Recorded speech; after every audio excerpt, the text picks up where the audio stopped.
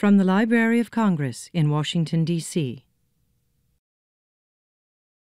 Danielle Allen is a Harvard James Bryant Conant University professor at Harvard and the director of the Edmond J. Safra Center on Ethics.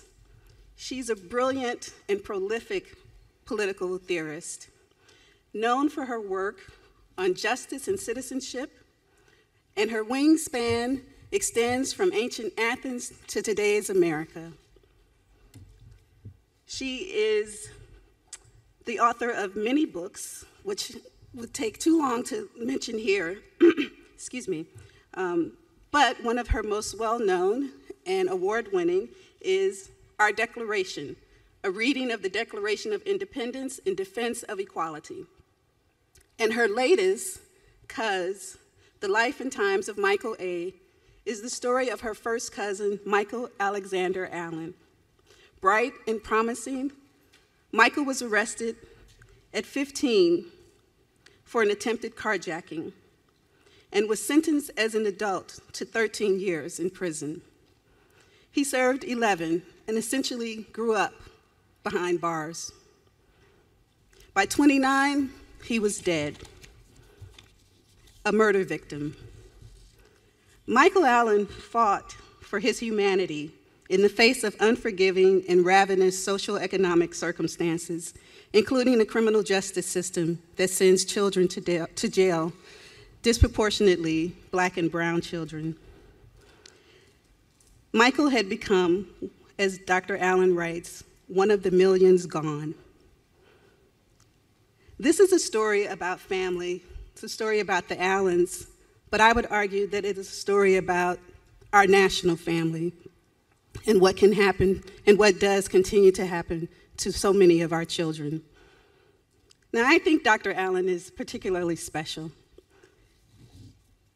and part of a great tradition of those who ask what kind of people we want to be. And in the 21st century, she is definitely asking all of us what kind of democracy we want to make sure evolves.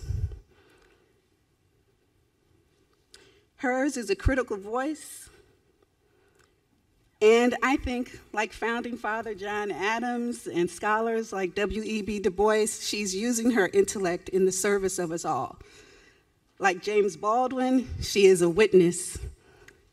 And I think in the spirit of the great Toni Morrison, she is using her career to write a long love letter to our humanity and to this democracy.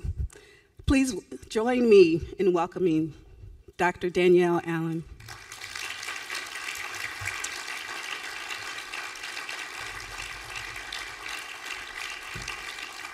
She'll also be signing books from 11 to noon in the expo, line 17. Thank you so much. She is a special sister. Thank you. So much. I don't usually start crying right at the beginning. Oh.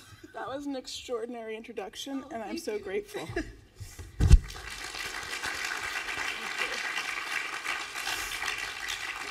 An extraordinary scholar.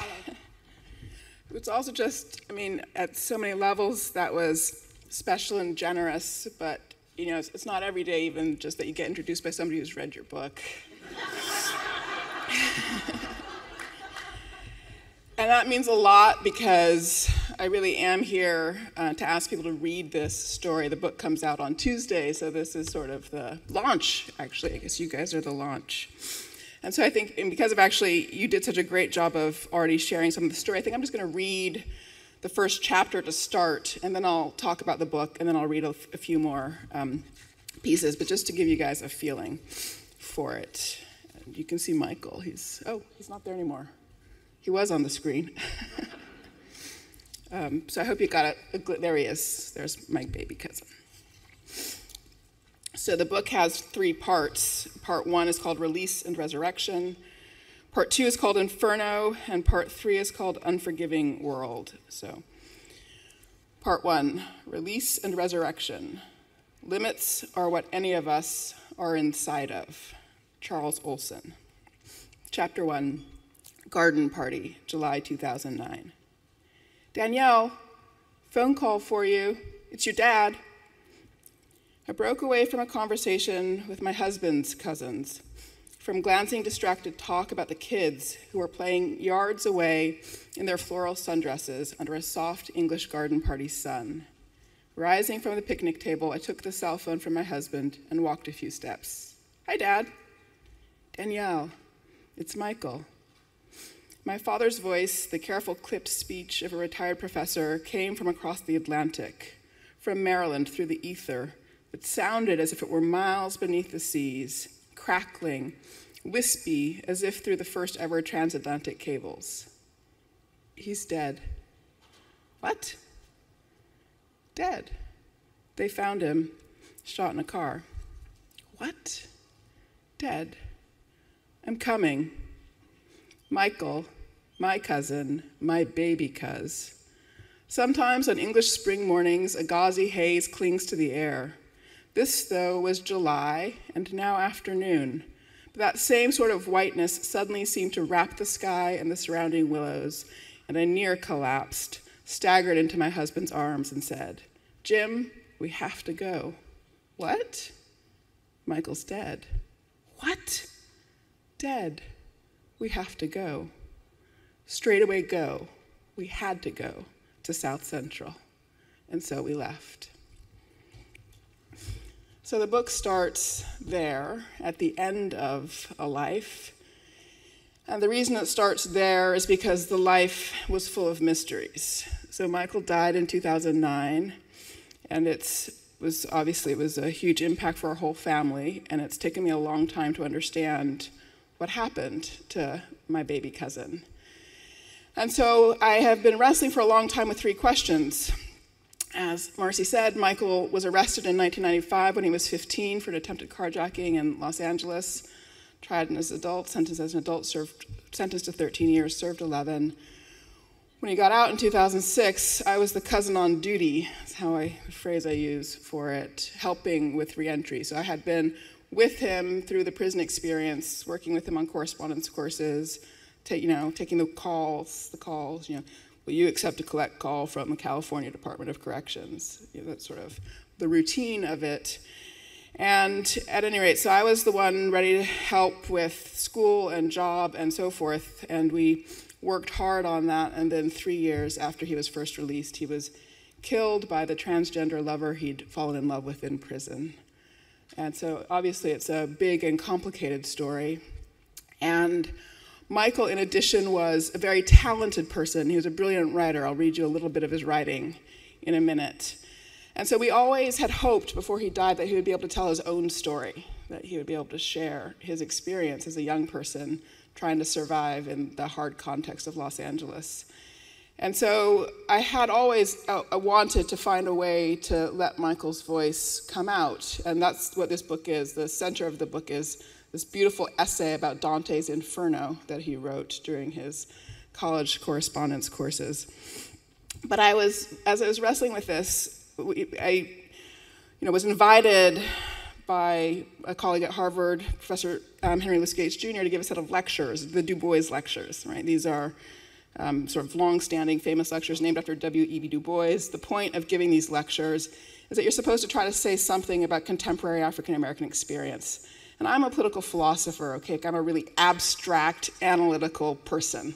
So I kept giving Skip these abstract titles, like, I'm gonna give you lectures on race inequality in the 21st century, or political equality and the future of race relations, and these kinds of titles. And I also kept delaying the dates of the lectures. And they'd get closer to say, I don't think I can do it, let's postpone them. And so finally I reached a point where I couldn't postpone these lectures any longer. And I also just reached a point where I realized I couldn't honestly address the question of African-American experience in the 21st century without telling my cousin's story. So that's what I've done. And so the point of saying all of that is the process of writing was this wrestling towards trying to tell my cousin's story, and that required me to answer a set of why questions. Why was he dead? Why had he been in prison for so long? And most importantly, why did this beautiful, energetic, bright, talented 15-year-old kid with a big extended family who loved him, that had resources, end up on a street corner holding a gun trying to take somebody's car? Why?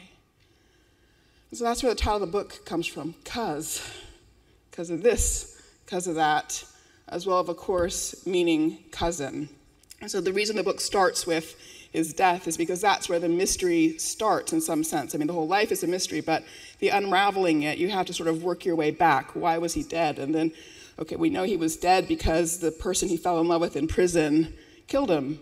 All right, but then, okay, well, why was he in a situation to fall in love with somebody in prison? Well, if you go to prison when you're 15 and you're there for 11 years, you are going to fall in love with somebody.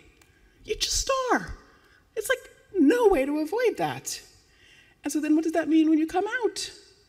Your choice is a future where you repudiate your loves in order to have a new life, or you keep your loves. It's the only possible choice. That is a very, very hard choice. So yes, Michael was responsible for all of his choices. But you dig into Michael's story and you begin to understand the degree of difficulty that comes with some choices.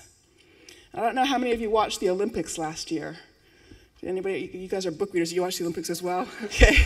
You never know if those things go together. But the gymnastics Olympics was obsessed with this Indian gymnast, Deepa Karamakar, something like that, I can't exactly remember, because she was going to do this maneuver called the Pradunova, which is the highest degree of difficulty of any gymnastics maneuver. And the concern was, like, people who do this have a very high rate of, or risk of breaking their neck or spinal injuries and so forth. She pulled it off, she did it. So you can do things, absolutely, you can overcome in the face of great degrees of difficulty, but nonetheless, most people who try that maneuver are going to break their back. And that's just a fact about the degree of difficulty involved. And I think that's how we have to think about the kinds of challenges that face young people in difficult circumstances in this country, that we have incredibly disparate sets of degrees of difficulty with which young people are confronted and that they have to try to overcome. So I'll say a little bit more about that in a minute, but let me, at this point, just give you a little bit more about who Michael was, a little bit more about who I was as a kid, and then what this experience of dealing with incarceration was like. So, let's see. If I tell you a bit about Michael, we'll jump into his childhood, which comes late in the book. But let's see if I've got my page numbers here. All right. So Michael was born in Los Angeles. He was one of 3 kids. His mother, Karen, had left her partner in Florida because he was abusive and taken the 3 kids to California. And she herself didn't go to college, but worked her way into nursing, steady, hard worker, never could make the ends meet with 3 kids, either the ends of time or of money. But nonetheless, when Michael was coming up into kindergarten, they managed to land in Highland Park, just outside of Pasadena, for 5 years. And that was sort of the stable and best part of their time together. In Highland Park, the rites of passage proceeded according to plan. Michael's beautiful kindergarten teacher, the one with the blonde afro, loved him. He graduated in high style in a white cap and gown. He had gymnastics lessons and played Little League and went to summer camp. To raise the funds for camp, he sold peanuts, so successfully even that he funded his brother and sister's trips to camps too. The trio would go for 3-week stints in the summer, then they would come home, their mother would do their laundry, and then she would send them off again. They always went together. Michael also had a glorious bicycle, a He-Man bike that he loved, and their house was on top of a hill. He would fly down it barefoot, not yet able to brake, ending up at least once with a swollen eye with a bike all bent out of shape, having terrified his sisters, cousins, mother, anyone who was around. His sister, who was growing into a large-bodied girl and had already developed a mothering instinct, would cry out, "Michael, why don't you put no shoes on?" We visited them often at this house. Once a month from 6th to 8th grade, I would come by so that another aunt, Big Roz, and her girlfriend could relax my hair. The only slightly unusual ritual in Michael's life at the time was alitots. Since he couldn't have remembered his mother's drinking, which was done by the time he was 1, his enrollment in the program must have seemed mysterious. Karen's spirit lightens when she talks about their time in Highland Park and how amusing it was to eavesdrop on her kids' Saturday morning Alatot meetings. The trio would gather outside her bedroom door, whispering up a cloud of buzzing bees. They were whispering out their grievances, which she presumed were mainly about her. They were a united front, and in this small house, all 4 of them had 5 years they are glad to remember. And then me. Thank you. Appreciate that. Thank you. Okay.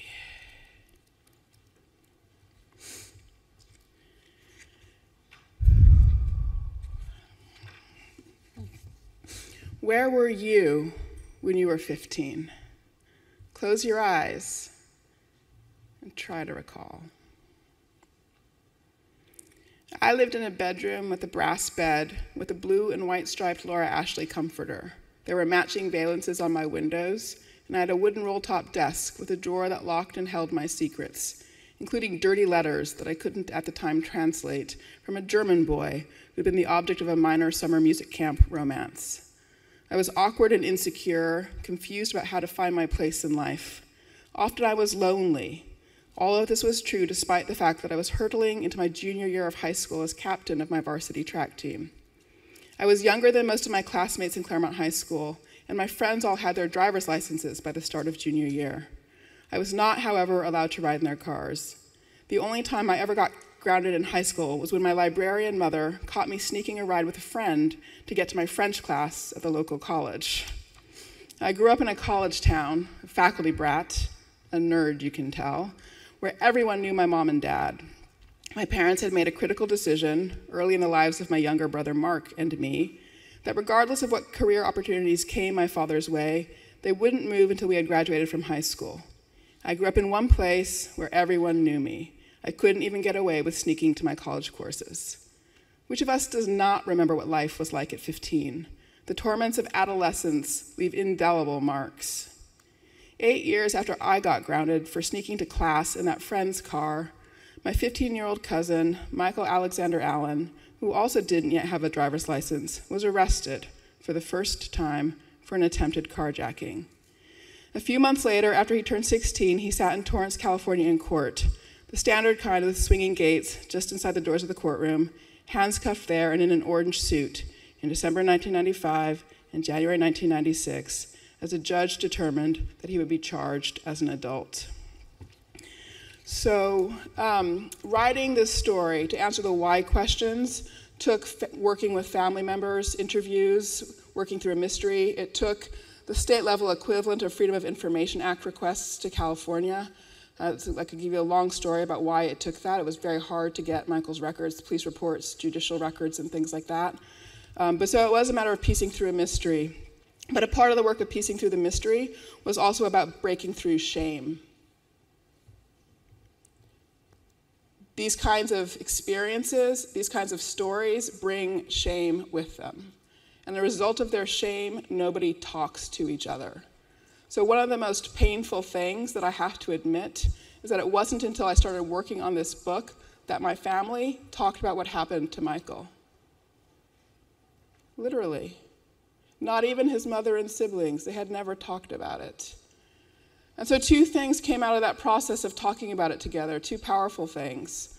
One was that Michael, before he was arrested when he was 15, so late 13, early 14, he had started flirting with gangs in Los Angeles. Crips and Bloods, very unusual thing to do, to be flirting with both. This was because he'd come from outside of LA, was moving back into LA, he didn't belong anywhere, he was trying to figure out where he fit. The family had been devastated by a bad marriage that Karen made when Michael was 10, and he had moved 5 times in 5 years, changing school mid-year and so forth. And he came into LA, disconnected, isolated, needing a community. In the early 90s, when violent crime in Los Angeles was at its peak, gang activity was high, and the criminal justice system had become so incredibly punitive. And at any rate, we didn't know that he was doing this. His mother didn't know. We didn't figure it out till now, till I was working on this book. right? This is what I mean about shame and silence. And what it turns out is like everybody had a little piece of the story. Somebody knew that Michael had been doing a little bit of this, but they thought that's all it was, and so they never said anything. And somebody else had another little bit of this piece of the story, and so they never said anything. So one of the key lessons for me in this whole experience has just been about the importance of bringing these stories to the surface, and the importance especially for young people, ages 10 to 14, of the adults in their lives, like break through the shame, break through the trouble, break through the competition, break through the envy. You've got to talk to each other, and it's the only way to shepherd young people through an incredibly difficult time, difficult for any adolescent. I desired mobility in the same way that Michael desired mobility. I was lucky. My desire for mobility led me to do things, break rules in a really safe, low-risk environment.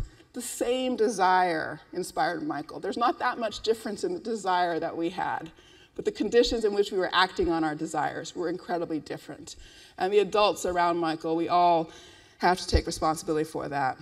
But by the same token, the nature of the environment in which he found himself in Los Angeles was a product of the war on drugs, and the decision by this country to take a very common practice, for example, of marijuana use, and to make it illegal, and to put a huge just burden of secrecy on that world. And there's a lot more to be said about that, about the way in which the war on drugs has made it harder to parent through adolescence, has also taken people to prison unjustly, and more significantly, though, has built up a black market economy that constitutes, in some sense, a parastate that runs parallel to the legal state, with incredibly powerful mechanisms of sanction itself that counteract the mechanisms of sanction in the legitimate state. And there is a war going on between these two states in which young people are caught over and over and over again. So the story that I am trying to tell is really one about how we think about young people, how we think about the opportunities we present to them, how we protect them, how we make the world safe for them, and ensure that their potential can be developed. So I know I'm running out of time, so I want to go ahead and just give you some of Michael's voice, and then one little bit more of my voice. And I hope I've given you a rough picture of what's in this book. It's a little hard to describe it. I'm used to writing books that are straightforward arguments, and I could just say like point 1, point 2, point 3. So this is a little different. Okay, let's see. So I'm just going to read you the very last paragraph of Michael's essay on the Inferno. The title of his essay is, the final title was Two Hells in Survival, Finding Oneself. The handwritten copy of the essay that he sent me had a change in the title. He had first written In Suffering, Finding Oneself, and then he crossed out suffering and changed it to survival, in survival, finding oneself.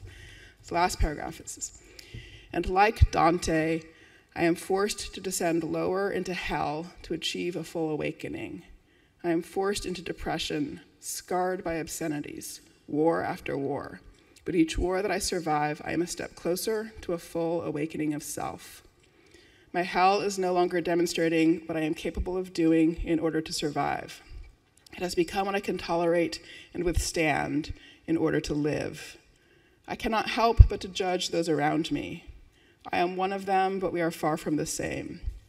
Like Dante, I am cursed with a spirit of discernment, which allows us to see the truth for what it is. There are most whom I despise who are truly sick beyond healing, and they should never leave this place. Then there are those who await to fulfill their destiny. I see in them a sincere and apologetic heart for their ill misdeeds. They are the ones who will change the world positively, or positively change someone's world. Hell cannot hold the latter of the two opposites, but in time will only spit them back out into society to do what is right. The hell that I live in cannot hold Dante. Hell can test and try oneself, but it cannot hold Dante, and it will not hold me. In the Inferno, the dead are trapped forever. Surely the biggest and most important difference in the Inferno and my hell called prison is that I have a way out. So that's Michael. And then a little teeny bit more about me. And this bit I'm going to read about myself again is I try to make the point about how hard it is to get these stories out. When I ended up giving these lectures, which I did give his lectures originally, I was astonished by how many people came up to me afterwards and said, I have a family member in prison too, and I've never told anybody. And this wasn't just black people, it was white people as well. And when you stop and think about it, it's not surprising, right? 2 million people are in prison in this country. So, presuming each of them is connected to somewhere between 10 and 40 other people, we're talking 20 to 80 million people who are currently being affected by incarceration in this country. We have 5% of the world's population, but 25% of its incarcerated population. The world has never seen a penal system like this, ever. I'm a classicist, I study antiquity. I think about the whole span of human time. But nothing's been built like this ever. And we've built it. We've done it. I just believe we have to get the stories to the surface. So I'm going to just read 2 sections of chapters called Visiting 1.0 and Visiting 2.0. And I'll just read them. Okay, so let's see. As Michael, known to the system as K10033, wrote, inmates went by numbers, not names, and visiting days were allocated to sets of numbers. Half of the evens on one Saturday, half of the odds on Sunday, the other halves of each set the following week. Before you could even begin to visit, you first had to apply for permission to enter. You had to get your name on the list. This could take months, and then the visits themselves were odysseys. We generally set out at about 4 or 5 in the morning in the half dark of pre-dawn and drove straight toward the rising sun in order to get to the prison by 6:30 a.m. There we would join the line of waiting cars snaking from the parking lot past a row of suburban baseball fields that bordered the prison. At 7:30 a.m., the guards would let a parade of Kias and Hyundais, Chevys and Dodges into the parking lot, and then you would sign in at a lectern at the front of a canopied structure with wooden benches that looked something like a tent revival meeting. Hosts of mainly black and brown women, but white women too, and many children, and some men, flitted in the shadows under the canopy. We could take in up to $30 in quarters or singles in plastic baggies, and we always took the maximum. The point of this was to purchase treats for the inmates from the row of vending machines dispensing, as it turned out, quite disgusting microwavable cheeseburgers and burritos along with mystery meat plates. It also mattered how you dressed. You couldn't wear blue denim because that's what the inmates wore. You couldn't wear beige or khaki because that's what the guards wore. You couldn't wear tight clothes or clothes that showed cleavage or skirts shorter than 2 inches above the knee or sleeves shorter than 2 inches below the shoulder. If you were dressed wrong, you weren't let in. You always took a backup set of clothes just in case. If there was a focal point of the control, I suppose it was the attempt to target desire. And then visiting 2.0. Time for my own confession. I wrote that last chapter like an academic, which I am. The description of visiting that I gave you wasn't about me. It was about some disembodied you. To write that chapter, I stepped into the perspective of an outside observer, the luxury afforded to academics when they travel the world encountering pain and injustice. To be an academic is to acquire an excuse for not owning the pain you see. I'll have to try again to describe what visiting Michael meant to me. The fact that I told you the story as an academic already tells you everything you need to know. That wound of visiting Michael in prison goes so deep that somehow, even in writing the book, I have found it hard to own up to one simple fact. I went to prison. I was in prison. No, I don't mean that I've been arrested or convicted of a crime. I have avoided that because thus far in life, I have had that combination of goods that the ancient Greek philosopher Aristotle thought was necessary for a happy life. Resources, decent character, and luck. My father and mother gave me the first 2 items in that treasure chest. The Lord my God, whom I believed in as a child, and then did not believe in, and then came to believe in again as I emerged from periods of great pain, has given me the third. All right, so now you know more about me than anybody other than my husband. My second husband, that is. Our wedding took place barely a month before Michael's murder. That photo that was up there before is from the wedding. But no, I was not in prison as a convict, and this is thanks to my father, my mother, and my God. Yet even as someone who could come and go, I felt the prison's mark, its branding fork. I felt it in my soul, even though all I was there was a day's sojourner. Thank you.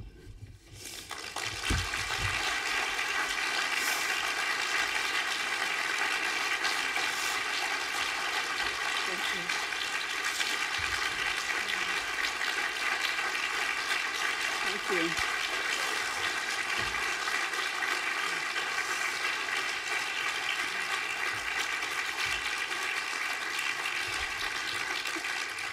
I think we have 15 minutes, roughly 12 to be precise, for questions. Yeah. I guess there's mics. Yes, thank you. Hi, Dr. Allen. I read the excerpt of your book in the New Yorker. It was very, very powerful. Thanks. And in that, you talk a little bit about some of the factors that led to the system of laws that would lead your cousin to the harsh sentence that he had so young. I wonder if in the course of your research you had the opportunity to speak with any of the legislators who were responsible for that tough penal system, and if any of them are now interested in changing that, or just, I know the purpose of your book is not explicitly advocacy, but it's kind of the next logical question is how do we change the system that has led to Michael and so many others being caught up in this? So it's a great question, and I think I want to say two things in response to it. Another feature of writing the book has been about confronting the strange way in which capable people cease to be capable in relationship to their own experiences of tragedy or trauma. So my family has plenty of professionals and accomplished people in it, and you would think that we would have jumped right on it and sort of been on this issue, and we haven't been. So partly I have needed to explain that. But so then to the second point, so I am working in various ways on criminal justice reform, and in particular focus on the issue of mandatory minimums and trying to roll back from that regime, and also working on efforts to switch our approach to illegal drugs from criminal justice paradigm to a public health and well-being paradigm. And there's good examples from Portugal of the ways in which you can use a combination of legalization and decriminalization to really change not just the profile of drug use, but also the ways in which young people encounter the criminal justice system. With regard to your point about have people changed their minds or views, I mean, California, is changing. California just legalized marijuana. They had a ballot measure just a couple of years ago where they reduced the severity of the 3 strikes, you're out law. And then the other thing that is a note of hope is this is, in fact, a bipartisan view. The notion that we've gone way too far with the severity of our criminal justice system, in fact, unites people across party lines. So I haven't spoken to any of the people who put the laws through in the early 90s that did so much damage, but there is a change. Thank you. I want to thank you for writing this book. I've read part of it, and it's intensely moving, and I want to thank you.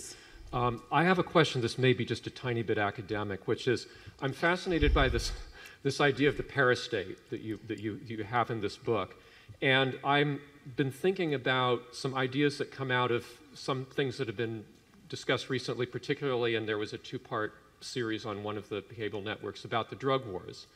And it pushed this idea that there has been, throughout this period, there's been high-level collusion, literally, between the intelligence community and the drug barons and so forth, and that there's something, it's not just the parastate versus the state, that there's ties there that maybe help to enmesh people like your cousin.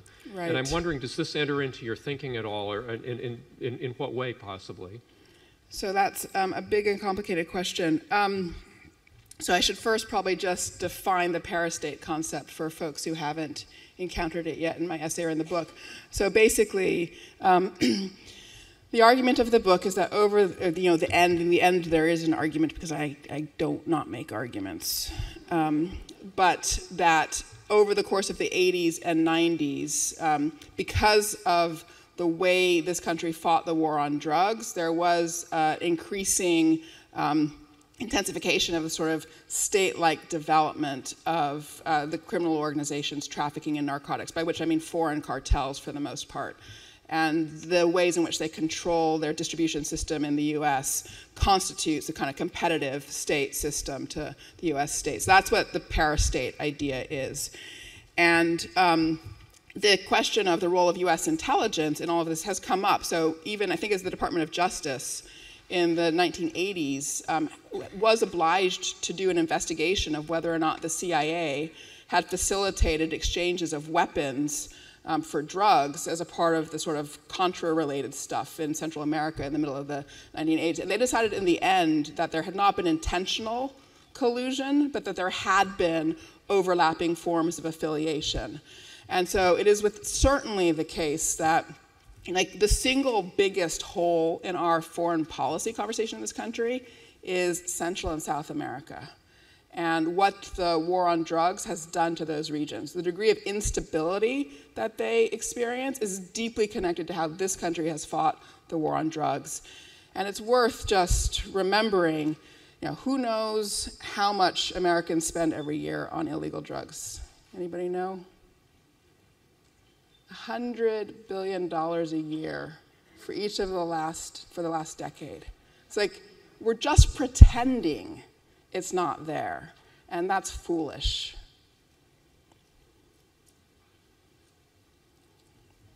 Professor. Oh, I'm sorry. I think I'll go back to this mic and I'll be back over here. Thank you. I appreciate your book, and I look forward to reading it, as I've only read excerpts at this point, and I appreciate your presentation today. But you spoke about the prosecutorial discretion, but what about once a person is in prison and the inhumanity, the lack of dignity, and there are people who think that people go to prison for punishment, or yes, but it appears that they go as punishment. I mean, they're punished even worse when they're there, and they're treated in such an inhumane way. And I say this because I worked as a law librarian in a prison, and I came as a person who was a law librarian, and I was always butting heads with the administrators until I finally left after 3 years, because I refused to treat people in an inhumane way. Can you speak to that, man's inhumanity to man? Yeah, thank you. No, thank you. So, I mean, I think you probably all know the basic story that, there's sort of three different ways you can think about punishment. It's for rehabilitation, it's for retribution, or it's for deterrence. And this country had an orientation towards rehabilitation in the 60s and 70s that gave way, and that was pulled out of the prison system. And it was replaced, what people usually say is that it was replaced by a retributive turn, a sort of vindictive turn. I think that's actually wrong. I think it's the wrong way of thinking about what happened. I think it was replaced by a turn to deterrence. Now, the reason that matters is because the point of retribution is like, it's the whole eye for an eye idea. Like, there should be proportionality. So in Michael's attempt at carjacking, the good news about this terrible incident is that the only person who was hurt was Michael. So his victim got his gun and shot him through the neck, and he got a sentence of 13 years. And that, in my view, is disproportionate. So a retributive punishment would have been, call it 4 years, something like that, all right, from my point of view. The point of the deterrent punishments was that there was this aggregate experience of carjackings that the society was trying to shut down, and so it was that aggregate that was being targeted, and so particular cases couldn't be directly addressed.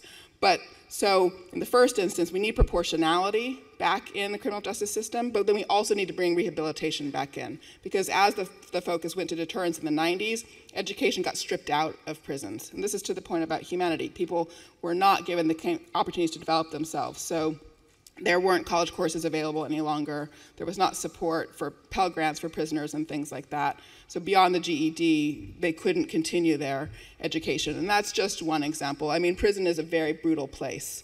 And if you want a really kind of textured sense of that too, there's a good book by a guy named Dwayne Betts, who also was convicted of, in his case, I think a carjacking, not an attempted one, When he was also, I think, 15, he's recently graduated from Yale Law School. He's now doing a PhD at Yale Law School. But he had, I can't remember the title of his book, but Dwayne Betts, B-E-T-T-S, is a great account of what his experience was like as an incarcerated person. So my book is kind of like the perspective of the women visiting, okay? And Dwayne's book is like the perspective of the kid inside. And then you have Michael's voice in the middle of this one as some of the perspective of the kid inside. Dwayne Betts graduated from law school and took the Connecticut bar exam and passed, and he has not been admitted to the Connecticut bar. There's a petition circulating to try to get him admitted. People can go Google him and Dwayne Betts, and you can find that petition. It's a very interesting history worth reading. Yeah. Professor Allen, I'd like to thank you for all your work. I especially like to thank you for your work on mandatory sentencing, which not only messes with the notion of 3 branches of government, but also challenges the concept of the faculty of judgment for the judicial sector. Right. Thank you for that. I wanted to ask you, when y'all visited your cousin in prison, how did you go there? Who went with you? And what did y'all talk about on the way there and on the way back? So I have 2 minutes left, so I'll just read you a little bit more that will answer that question for you. Okay, it comes right after the section I read you where I talked about my parents and my God. So let's see. Okay. I've got 2 minutes. Okay, I think I'm going to do it in 2 minutes, okay? Okay, here we go. So the short answer is, well, anyway, it's in here. I'll read it. So I said I was there as a day's sojourner. What exactly did I feel? The women were gloriously flamboyant in their dress. Not me. I'm a bookworm and more or less dressed like one. A lot of black. Now and then some bright color, but for these prison trips, I probably pretty much always wore all black. Black t-shirts, black linen pants, tennis shoes. You have to do something to lift your spirit up when you go into the prisons. I didn't do it with clothes. I did it with conversation. I understand the show, the color, the makeup, but I wasn't there to visit a boyfriend. I was there to visit an Allen, one proud member of a proud family come to see another, both of us trying to pretend that we had not been broken. We talked about ideas, about books and people, about freedom and politics. To explain why I was there in that prison, I could try to say that Allens have a fierce bond and that we stick by our own. This would be right and wrong at the same time. The right part about that story has to do with our all being sprung from J.P. Allen, North Floridian island fisherman turned Baptist preacher, patriarchal head of a sprawling family, half of it official, half of it enjoyed in secret. For this reason, J.P.'s progeny extended to a cousinage that adds up to an uncountable number. Yet there is surely not one of us from either official or the secret branch who does not have in our soul the sights and sounds of tall, bald, lean, and leonine J.P. thundering from a church pulpit in gorgeous gospel baritone. He's a battle axe. In the time of battle, he's a battle axe. In the time of battle, he's a shelter in the time of storm. We are fighters, we Allens, and sometimes we fight with each other. That's where the idea that Allens just stick together breaks down. The whole tribe is full of its broken branches. But for those who haven't fallen into fights, the bond is adamantine. The difficulty of visiting the prisons was the pain that I just described. The fact that we had been free people, we knew ourselves as free people, and we'd been broken. Not many of my family members could make those visits, actually. His mother always went. I went whenever I was in California, meaning all summer and in Christmas holidays. And his sister went sometimes. His brother was never able to visit him. Few other family members were able to visit him. People in prison don't get visits that they need.